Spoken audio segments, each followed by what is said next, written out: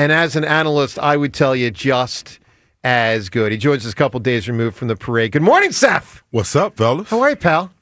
Fantastic. So real quick, and I don't want to say real quick, it sounds bad. I want to get to all the parade and all 24 Eagles and all that. But last week when we had you in here, we did not talk about Eric Allen making the Hall of Fame. Mm-hmm. Let's touch on that, because what a great thing for him, for your defense, of which he's now the second member of that defense, 91, in that era, to be a Hall of Famer, and the Eagles organization. I mean, Seth, it was a long time coming. It was a joke that it hadn't happened yet. But what a great accomplishment and great honor for Eric Allen, well-deserved. Yeah, it was huge. And, for my couple of days down in New Orleans, the craziest thing happened. I was on my way out to an event, and my wife and I leaving the hotel. I walk out the door, and guess who's standing out there trying to figure out where he's going? Wow. It was the craziest thing. It's a great picture. I'm like, what? I'm like, it was crazy. So, I got to walk like 6 or 7 blocks with him and just chat. And, I'm so thrilled for him. He is like class personified. And, now that he's in, I can't wait, to go to Canton and celebrate that with him. So well-deserved. Should have been in a long time ago. But, I'm over the moon for him. Good. I hope it helps open the door for you, Seth. I'll say that. Sometimes it takes 20 to 40 years. Harold, Richie Ashburn in baseball, EA a long time in football. I think there's one more Hall of Famer from your defense, and Jerome may have been, obviously, if he had lived longer and played longer, but I believe you deserve it, and I hope it helps crack that door wider open. I just want to say that because I think you deserve it, Seth. Well, thank you, man. Yeah, for sure. All right, parade. What'd you think? What was your vantage point? What? A lot of people on TV, a lot of people down there in the madness. What'd you make of it, Seth? Well, I unfortunately didn't get a chance to go down. I had to work over at 6 ABC during the parade. Yep. So, from my vantage point. But parade coverage, right? Yeah. Yeah, okay. Yeah. So, from my vantage point, it was just absolutely awesome. Last time we did this, there was only about 400,000 or 500,000. I'm like, there will be well over 1 million. This year, there'll be well over 1 million, maybe 2 million. But it was just awesome to, see the guys enjoy the moment, and boy, some of them really enjoyed it. Say that again, Seth. It was really like a flashback to my youth, because I can't even imagine seeing myself in that kind of condition. But a few guys really, really enjoyed it, and it carried over to some of the speeches. There were more beeps and whatnot than you could imagine, but something like that doesn't happen very often. You got to take advantage of it, in every way, shape, fashion, and form. And, I couldn't be happier, for the fans of Philadelphia.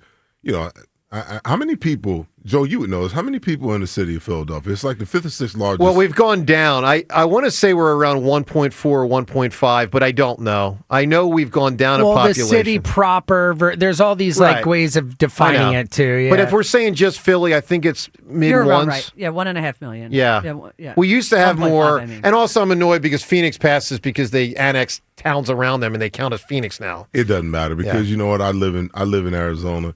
And if they won anything, they'd get nowhere near that many people to come out.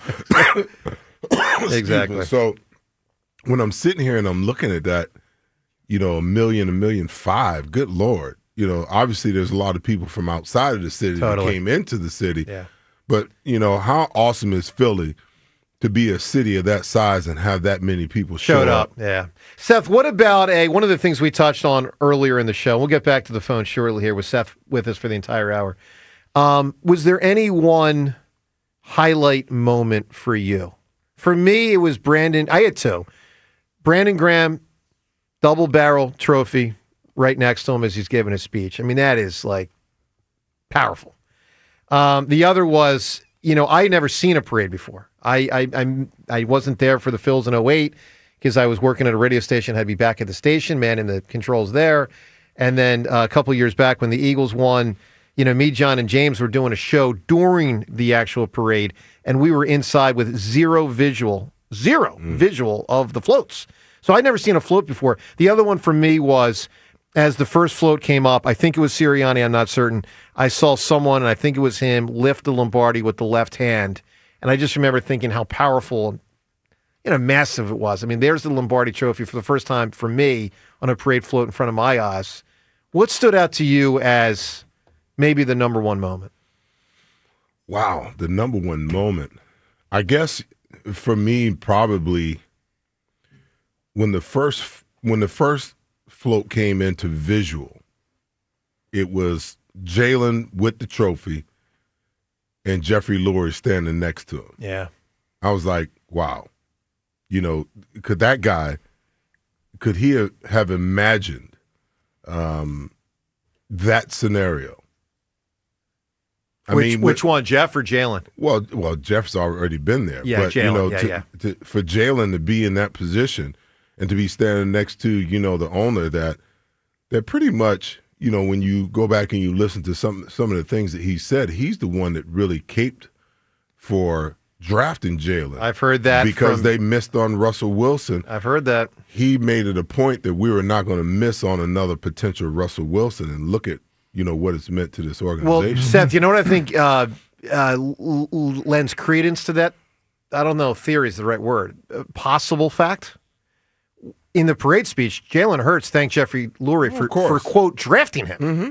John, I don't know if you caught that. Jalen Hurts thanked Jeffrey Lurie for drafting him. There's always these subliminal messages when people listen close enough, especially when players talk, because there's certain things that they have to say certain ways and context it certain ways. Yeah. Yeah. That is interesting. You're shaking your head over there, John, like you know what I'm talking about. Well, I mean, I think that is a case in point. Yeah. Jalen thanking the owner for drafting him. Well, John, your most brutal thing to probably have to talk about publicly as a player, and obviously not someone interviewed on the level of like Donovan or Doc, but you were in the locker room when the TO stuff was going down. You don't want to have to answer those questions. You don't have to be on the record, but reporter puts a microphone in front of your face, and you got to say something. You're trying to toe a company line and toe a locker room line, and that's not easy. And then there's Seth just like, yeah, my coach's a puppet. He was. I appreciate someone who will say it like that, because I sure wouldn't have. There's no way I could have gone there personally. Zach Bond said, how realistic is it that we can get him back here? We know that this is just, it's like a miraculous story. It feels like it needs to be made into a movie eventually. His ascension from scout team guy, special teams maven, to all-pro, first-team all-pro off-ball inside linebacker. What are the odds we get him back? What do you think he's going to command out there on the open market, too? From a hope perspective, I will say this. The Eagles have never had a history of paying a running back the way that they paid Saquon last year. So maybe a precedent gets set this go-round at linebacker, and, they keep him. Now, I don't know what's in Howie's mind and, how his team and how Jeffrey are looking at it. It's funny because I ran into Zach. When was the parade? Friday? Ran into him Thursday night at a cigar bar. He knows who you are? Yeah. Okay. I went over and introduced myself. He's like, oh, I know. And N'Kobe Dean was with him. There's a few, I think Oren Burks was with him. And so we chatted briefly, and I told him, I was like, I hope that somehow, some way to keep you here, because we haven't had a playmaking linebacker like you here in a long time. And this defense needs, a linebacker like yourself. I personally feel like this is one of these signings. This is one of those guys that you can't play around with, because you've been searching for this player. You've been trying to develop this guy for like the last 15 years. And now you got him.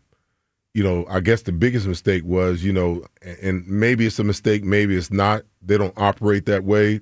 The in-season extensions, they should have extended him when they started to see maybe week 8, week 9. I mean, we were talking about this back in at least October. Yes, I'm like, throw something at him now, and now he's not only, is in the running for, Defensive Player of the Year, first team All-Pro, Super Bowl champion. The price just precipitously went up week after week after week, and he kept making plays after plays after play, game after game. Did he price himself out of the Eagles' ballpark? Well, it all depends on how much money they want to spend. Like, I did the numbers last year. I think they spent like $6.5 million at the entire position of linebacker last year on all their linebackers. That's criminal.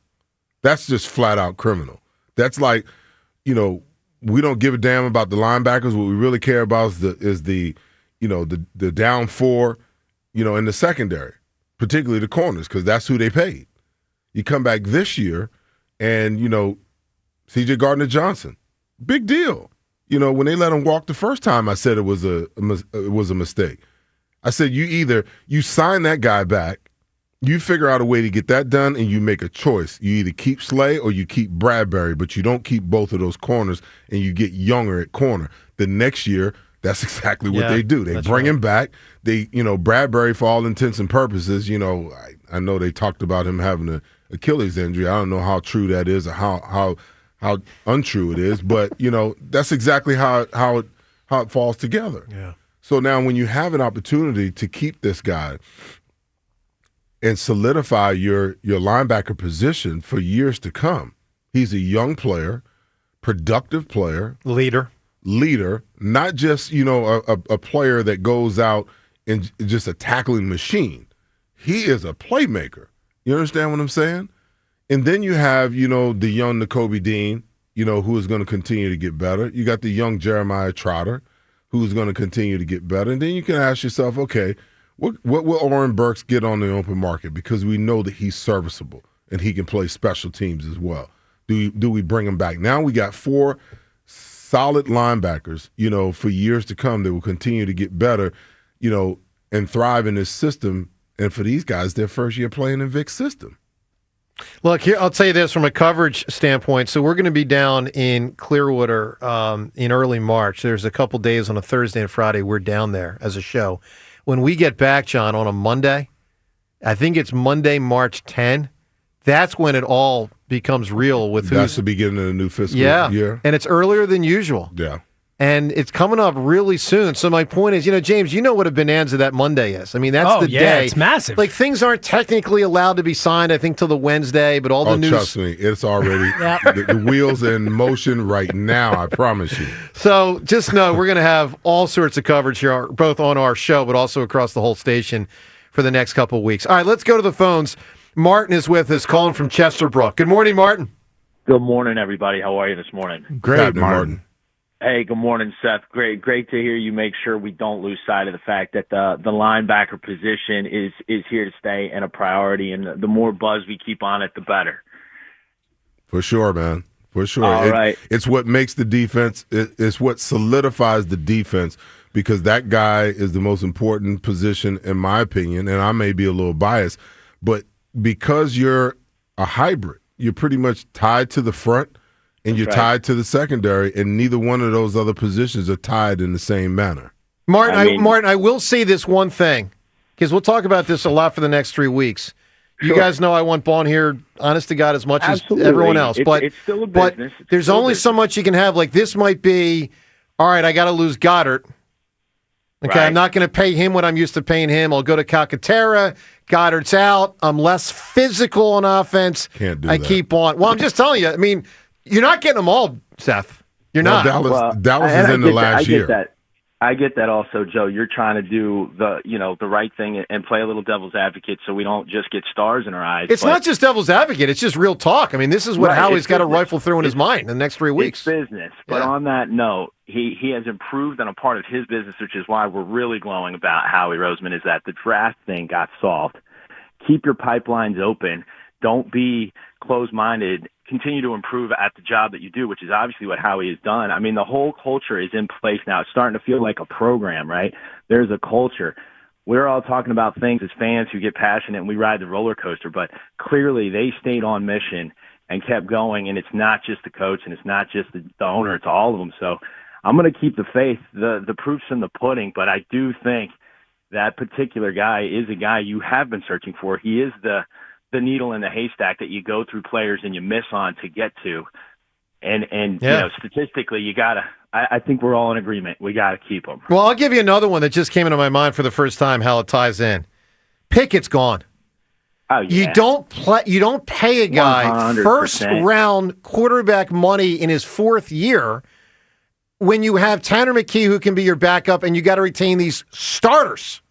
Pickett's gone. Well, but listen, there's always a team that needs him, right, Seth? You can definitely trade Pickett. The start that he had where he came out and threw the ball 41 times, that was the let's see moment. And he did well. Yeah, he did. And I mean, that pretty much probably wrote Kenny Pickett's ticket out of here. And if Tanner McKee did not exist, you could sort of justify keeping Pickett because quality backups are important, but I think you can trust McKee. I mean, he certainly does exist and looks great. Yeah. All right, Martin, give me an answer, my man. For the Dave Matthews tickets, what was a great fictional party? I mean, it's got to be the Party in Risky Business. That's an all-timer. You got it. It's a good answer. We're getting a lot of good answers here today. 215-592-9494. I don't know that the number is going to be exorbitantly high anyway. And Big V got a lot, and that was like 6-7 years ago. Yeah, but Big V had a body of work. You know, this guy had 1 foot in the NFL and 1 foot out of the NFL, and you know, the thought was that mentally and psychologically there was, you know. And I just think, you know, you listen to what he said and how he reacted. I just feel like this is the best place for him. You know, I've been talking about, you know, what I think it should look like, you know, on social media, you know, for a couple of days, as far as, you know, who we should keep and who we shouldn't, you know, not necessarily who we should keep. I mean, we should keep them all. But the fact of the matter is, you know, you have to start prioritizing some things. And I just feel like, you know, when you have an offensive line that's set up the way this offensive line is set up, that's had the kind of success, you know, listen, Mekhi Becton very well could have been and should have been, you know, an all-pro right along with, you know, Jordan Mailata. There's no reason why. But, John, you know, for obvious reasons, you know, they're not going to elect the entire offensive line, you know, to the Pro Bowl. But you can't sit here and tell me that he wasn't just as good as some of those other guys in the way that he played. And you don't find many 6'5", 260-pound guys that you've moved from tackle into guard. I mean, when you look at him, he just looks like a giant among men. He's massive. And if you just biggest guard I've ever seen. And my thing is, don't try to fix something that ain't broken. You know, you got it done this year with this line. Tyler Steen is a third-round pick.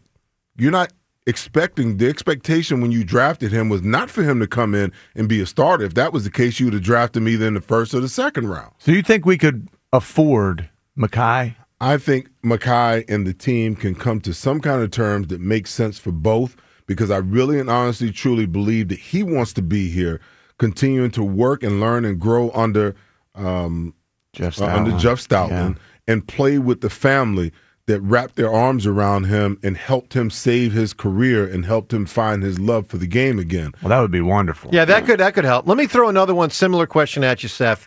Go to D-end. So, Sweat, look, we'd all love to have Sweat back. He's a very solid player. He's played a spectacular Super Bowl.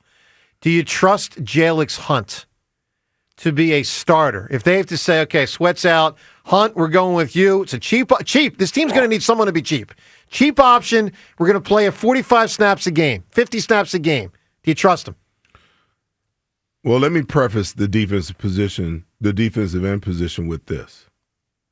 If I was Howie Roseman doing my Harry Houdini, my David Copperfield impression, right, I'm going to get Myles Garrett. Yeah, I want to. I'm going to get Myles Garrett. Amazing. And I'm willing to give up a 1, a 2, and put Bryce Huff's ass right there in the package and ship him off too. If I can go get Myles Garrett. Now, if I can't, I'm going to try to bring Josh Sweat back. But obviously, Josh is going to try to, you know, break the bank somewhere. You know, he's got 2 Super Bowls. Yeah. I'm not sure whether he's been a Pro Bowler before, but I mean, you know, I think he was on that list. Yeah, his work here could potentially be done as far as, you know, chasing rings. It might be all about, he might be at that point in his career where, okay, I need to secure the bag and do what I got to do, long term for my family. I agree, especially after the game he had on national TV that 100 million people watched. Yeah, I mean, and by the way, he was unfreaking believable. He was, and by the way, one of those sacks, that half a sack he got was not his half a sack. Who was it? I went back and Jalix Hunt had all of that sack. Wow. Okay. I mean, if you really go back and you look at the film, he literally had the guy wrapped up, and I don't know what the stat guy, what the hell he was looking at, but it wasn't even close to a half a sack. Fair enough. All right, let's get some calls in here with Seth. Let's talk to Gino, calling from Northeast Philadelphia. Good morning, Gino. Good morning, guys. How you doing? Great, Gino. Good morning, Seth. What's going on, Gino? Hey, Gino, I'm going to put you on hold for a sec. We got a phone issue with you there. We'll get right back to you. Let's get you in a good spot. Let's talk to Mike in Sewell, New Jersey. Good morning, Mike. Hey, what's up, guys? Hi, Mike. What's happening, Mike? Hey, so that Friday was just an insane day. I was actually working not too far from you guys at City Tap, Logan. Oh, very close. I was DJing, and so I had a few gigs booked that day, so I didn't really get to experience the parade too much. But my second gig I went to, I got a call saying that the whole team was coming. So wow, we ended up throwing a party with Cooper DeJean, Reed Blankenship, all the guys over there, and it's just funny. Thinking about it, and then I haven't listened to you guys in a little while because I haven't been up in the morning, but it was just funny hearing that your question was best fictional party, and honestly, it felt fictional. It just didn't. You're right. Too good to be true. Yeah. Well, Mike, I said it earlier, and I really mean this. I think there's going to be a rewiring of a lot of our brains as Philly sports fans and perhaps as Philadelphians. I mean, we have been so accustomed to being disappointed in the end with limited, circumstances where that's not true. And, 2 trophies and 2 in 7 years and the real possibility of them keeping this going. The only thing I can say it reminds me a little bit of is if the Phillies had gotten a second in the Chase and Ryan Howard and Jimmy and Cole years, if they'd gotten a second. Now, this one's kind of distant from 17, but not totally. Same general manager, same owner, couple same players, but you're right there again to knock on the door. And that's I can honestly tell you that's the only time as a fan of Philly sports where that's the most confident I ever felt. Let me put it that way. Of all the teams I follow, it's the most confident I felt. And unfortunately, the Phillies never did get another one there. But this team's got a real shot. Yeah, I agree. I mean, going into the 2017 Super Bowl, there was a lot of excitement for me, just watching it with my family. And then even going into this one, obviously I was excited that they were in it, but I had no worries, no doubts. It felt like another game, honestly. Well, I did have some worries and doubts. But anyway, they got it done in spectacular fashion. Mike, give me a fictional party scene. A party that I always wanted to experience was the 4th of July party during Sandlot, the block party. Okay. Oh, yeah, it's fun. During the Sandlot. I don't think that's going to beat some of the ones we've had, but okay. Not as rowdy. If you're into that kind of thing. All right, let's get to the Twitter poll question of the day. It's brought to us by Armin Chevrolet. Do more and get more in a 2025 Armin Chevrolet Trailblazer, starting at only $23,995. Together, let's drive. See Armin's inventory at arminchevy.com. All right, poll question. Did the Eagles Super Bowl parade live up to your expectations? Of the 5 of us here, Rhea, James, Seth, me, and John, none of us are saying no, right? It exceeded them somehow. Oh, God, yeah. I mean, I thought it was just It's a blast. just spectacular. I will say the speeches were the only part I thought might be a little better. Well, You're never going to top that. You're not. Exactly. No one came close to Kelsey And though. let's not an let the mayor impossible talk. bar. Yeah, no one. It is an impossible bar. But anyway, I wanted Sirianni to crank it up a little bit more. He's a little guarded. very subdued, but Little guarded. that's kind of the way he rolls now. Some of them were short. I mean, some of the speeches were 20 seconds. Very short. I mean, And that's okay. No, I know, but I could have used Howie's was a little shorter than I would have liked. I know. Man. There's Might a have reason been why. a little more. John. Yeah, I know. I could There's have a used. reason why. I could have used more from Big Dom. All right, John, I got the I poll. thought Big Dom's was pretty. He was It like, was- "This isn't about me. I know. Love you, Philly." Yeah. I know. It's on brand, as they say. All right, John, I got the poll results. Did it live up to your expectations? What do you think the percentages came in at? 96% yes. 85, Oh. yes. Yeah, 15% a little disappointed. That's probably people at home with the speeches and stuff. Could be. If, Yeah. if I my guess guess, you're right. at least. Could be. I should have factored that in. You're right. If you're just watching from home, it is a bit of a letdown. But because the speeches weren't Kelsey-esque. Yeah, I think that's fair. But the action there in person, it felt so fantastic. What are you laughing at, Seth? It's just the whole perception that there could be a letdown. Well, of course. I know. Yeah, you're right. I know. It is a celebration of greatness, and we shouldn't be judging. It was the best day of my life. Greatness. James, I saw your picture with your wife and your kid, man. That's pretty awesome. It couldn't get better than that, man. I mean, that's a I hear perfect you. moment right there, I man. hear you. I mean, and for all of the, I would have guessed 100%. Because for all the heartbreak that this city's had, when you have that moment right there, how could you not be happy? I'm with you. I mean, how could you not be overjoyed? It was glorious. I mean, it was a glorious But event. I will say this, for the 15%, I don't know what's going through each of their heads, but I'll just say this. We got one call today from a guy's like, I couldn't get to where I wanted to get to.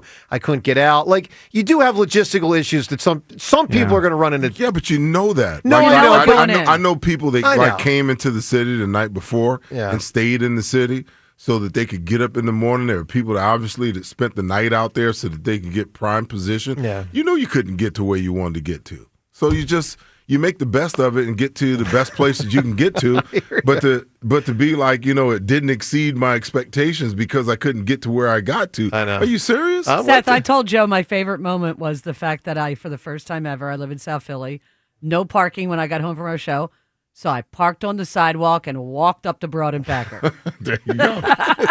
You do what you got to do, right? And you know something? It wasn't like you were going to get a ticket, Rhea. No. They wasn't going to ticket anybody on that day. They were a little busy. Man, you could have parked your car, right there in the school and they wouldn't have done a damn thing. They'd have been fine. By the way, shout out to everyone who worked. I mean, obviously cops worked a lot, but I mean, like restaurants, bartenders, like there were people that couldn't enjoy it the way a Philadelphian would traditionally enjoy a parade. I mean, there's people in hospitals that had to go to work. Hey, listen. And God bless them, seriously. I had to park 3 blocks from my house the night before in order to get out of the city. Yeah. I almost made a major mistake, I mean, they sent the email. Oh, by the way, the valet is going to be closed from 5 to 5. I'm like, from 5 to 5, so nobody's going to work tomorrow? Well, I live right there on 16th and Arch, right there where they pass right by my building. Right. So I got to watch the early part of it, from our rooftop. But I'm like, are you kidding me? So I had to park almost 5 blocks away, pay for it. Exit strategy. And then in order for me to get out, because if I had, and I was actually 1 block in the right. If I would have been 1 block back in the other direction, I'd have been totally screwed. Yeah. All right. With that said, let's do what we do every day at this time. The time is yours. Can't wait. Unlike everyone else, we actually check our voicemail. Tell us, what do you want to say? The time is yours. Time's yours. All right, time's yours. Thank you, Andy Reid, who's now, what is he in Super Bowls? 3 and 3. 3 and 3. That's right. All right, Time's Yours is brought to us by Xfinity Mobile, the sponsor of WIP's Xfinity Mobile Lounge. Xfinity Mobile customers now get exclusive access to Wi-Fi speeds up to a gig on the go. Let's hit it with Time's Yours. Let's go to the Phillies real quick. I mean, take some lessons from Nick Sirianni and the Philadelphia Eagles. Knocked on the door, need to run the ball. Philadelphia Phillies swinging for the fences forever. What is going to change? They need to change that. If they don't change it, they're going to be where they were last year and the following years, and they end up choking in the playoffs. Go Birds. Mm-hmm. Well, yeah, it is a flaw in their team. And Small ball. Yeah, it's an issue. Hey, Joe, it's Allie. Hey, you know what really struck me at the parade? A freaking beer can right to my freaking head. I bleed for this city. I'm yours. Yeah, pretty good. Want to give a congratulatory shout-out to now 3-time dunk champ and former Sixer, Mac McClung, getting that Dr. J trophy. Never forget where you came from, Mac. Good job. Time's yours. The G League, right? That's where you came from. I despise it. I despise that the NBA needs to tap a minor leaguer because none of the real players want to be in a dunk contest. let's think about when CJGJ was getting signed by the Eagles for this year. There was not one person that thought it was a good signing. Now you look at it and you go, wow, because he was awesome this year. Awesome. Go Birds. I don't think that's I true. think most people thought it was a good signing. Yeah, I don't know what you're talking about. That's not accurate. Nope. What a week. Only in Philadelphia could the general manager end up in concussion protocol after the parade. I'm yours. Seth, he's listed as probable for the combine. Hey, Joe, I got a very important question. For you about your strip poker days. Who else was at that table besides your cantaloupe? A squash, honeydew, watermelon, possibly a grape. Ding, ding, ding. I will tell you, sir. Wow. Was there a little bit of wordplay going on there? There was a lot. I got an impotent question. Yeah, that's good work right there. I will tell you. Nice pickup on that. That was a good catch. I'm going to tell you exactly who was there in full glory. Hammer! And with that, we shut it down. The Time's Yours line. Leave Joe and John a message of your thoughts, compliments, and complaints. Call 215-238-4500. I can neither confirm nor deny such activity. I just referenced last week, it can be a good drinking game, 20 years ago. Seth, you ever partake in a little strip poker, Seth Joyner? See, I can make it uncomfortable for other people, too, No, you can't make it uncomfortable for me. I mean, I never had to go to such lengths. Oh, damn. Very nice. Damn. Touche. Not bad, Seth. I salute you, sir. I salute you. Gino in Northeast Philly. Good morning, Gino. All right, can you guys hear me better now? Yes. Sound good. Yeah. I was just going to say. Seth kind of got me there, by the way. That was a good line. It's so cool to talk to Seth today. I had your jersey on at the parade, and my dad's dog tags, and awesome. You were his favorite player, Seth. And well, thank you, man. He passed away in 2016, so he didn't get to see either parade, And but I know he was there with me, no doubt. And it was just super cool. And I was up by City Hall, and I just want to say Nolan Smith was absolutely outstanding at the parade. The only thing I was a little worried about was when he was going to drop that kid when he had him up on his shoulders, because Nolan definitely had way too much to drink. But and it was awesome because those young guys, they seem to have so much fun. The guys that are like, the rookies and the second year guys.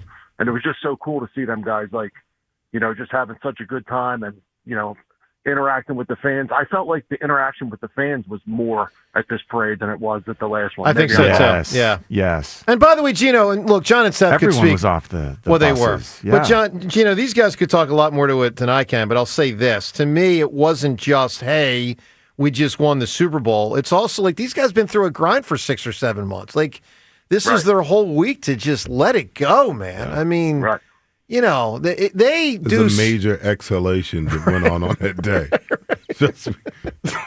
Finally. Yeah. Get the and even exhale. And some of the guys like Jalen in particular and Saquon to an extent were on a whirlwind. I mean, Jalen went from New Orleans to Florida to because that was Tonight Disney Show. to the Tonight Show. Like to the View, to like he was on the he was on the View, he was on a bunch of stuff. At some point, you got to just let it go. I mean, and anyway. There's no way he slept a lot last week, Jalen, because he was everywhere. Yeah, he was. All right, Gino, give me a big-time answer. What was a great fictional party? How about the when the kid jumps off the roof into the pool and Almost Famous? Oh, yeah. That's another one. Well, it's not a kid. It's not the kid. It's the guitarist, Yeah. And Russell. Russell Hammond. There you go. I couldn't remember his last name. That's why I said Russell. And then a bunch of people jump in the pool. All right, let's quickly turn to best fictional party ever. You can win the Dave Matthews tickets. We got to move fast. I need just your answer. Great fictional party scene. Best one. Whoever provides it wins the Dave Matthews tickets. Bill, give me a party. Wolf on Wall Street. Has already been. E-A-D-L-E-S, Eagles! You got it, buddy. By the way, I can add this here. I got this on my drop board now. You ready for this? From the city of brotherly love,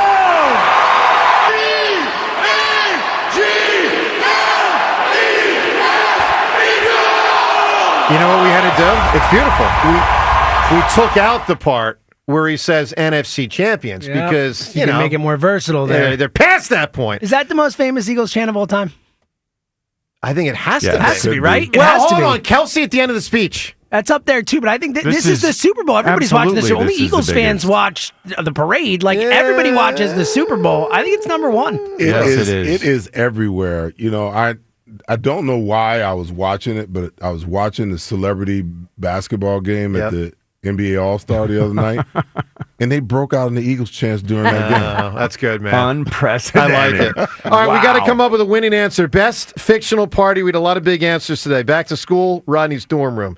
The Great Gatsby. The way the movie starts and the book starts. A couple parties there in the beginning. Such a huge party. I know. The Hobbit. The very beginning of The Hobbit. Shire party. All right, we got the Toga party and Animal at the House. Shire. We got Boogie Nights. Oof. My God, we got a lot here. Superbad, I think, is a great answer. Superbad is a great answer. We got Superbad. We got The Wolf of Wall Street. It's not going to be The Red Wedding. Can't do that. The Wolf of Wall Street is a massive rager. What are we doing a work here? Party. Man, I kind of like the Great Gatsby thing. I like Superbad. I like Superbad, too. Yeah, I like Superbad. John, where are you at? I like Superbad a lot. Superbad it is. Congratulations to Marcus with the answer of Superbad. Look, a lot of them were great answers. Seth, let me say to you, sir, number one, I hope we're not done because I want to do a lot of off-season coverage with you. Off-season, to me, kind of starts like tomorrow.